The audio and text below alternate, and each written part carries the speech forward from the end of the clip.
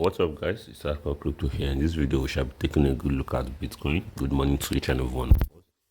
Yes, as we can see right here, Bitcoin has been stable.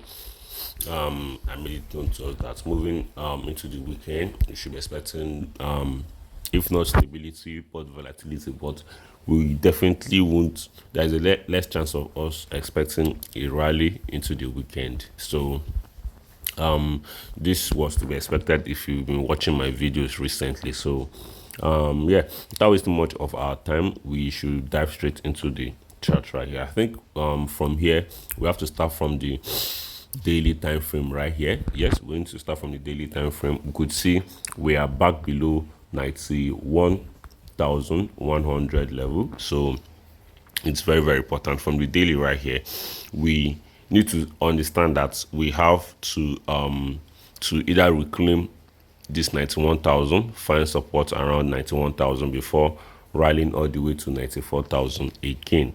So if this is not going to be the case, then we are most likely going to retest this resistance right here at 91,000. We have to retest this resistance. Once we retest this resistance and we can't break above that, we're most likely going to expect a breakdown. Yeah, a breakdown to the downside. If possible, we could find support around this level at 88,500, or we drop all the way down to $88,145. So either of this is going to happen. So another thing that we should also be expecting is if this is not going to be involved, if this is not going to be included, which is this trend line, then we should be expecting the worst case scenario, which is if we happen to break below this support right here as 88,000, we are most likely going to be dumping all the way down to I think this is 86,100 dollar range. So yeah, I think that is definitely what we need to take note of.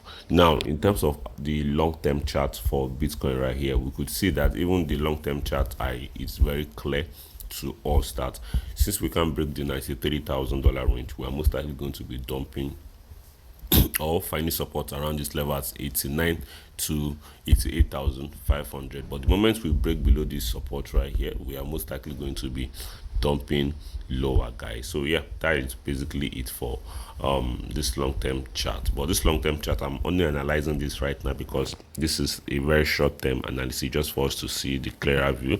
But from the monthly time frame right here, I've opened a long position on Bitcoin and Ethereum right now. All I just need to do is to keep on dollar cost averaging on that position. The leverage is very low. I think for Bitcoin it's like 3.5% x leverage. For Ethereum it's 2% leverage. So this position will be open for like 3 good years. So yep, that's basically it. I'll definitely be sharing my progress with you. And my liquidation price currently is at 65, should I say, yeah, $65,000 is where my liquidation price is currently at, which once we drop all the way down to probably 68,900, I'll be adding more margin to that trade. Yes, so from now to then I will be saving up. So yeah, or yep, I will definitely be saving up. So yeah, without wasting much of our time, if we check gold right here, we can see right here that gold has been rallying. So if I move to the daily time frame, gold managed to retest that resistance, which I've been telling each and every one of us about. You could see gold retested $4,345 from the 4 hours time frame right here. You could see, and we got a massive spike to the downside. You could see I made it known to us that this is definitely the resistance we definitely need to retest before we decide what's next. So you could see we got a massive rejection from that level. So I think, like I always say, this week here will definitely not be ignored. It can never be ignored. So I think we're most likely going to be expecting some more pullback from gold, some more pullback from gold. Maybe worst case scenario, we'll find support around here, because we have not even found support around here at all at $4,240. Then before we happen to start rallying much higher for gold. So yeah, that's just basically it for the S&P 500. Nothing really much has happened other than massive crash that has happened. So with the look of this crash right here, I think from this crash, sorry about that, I need to take this back.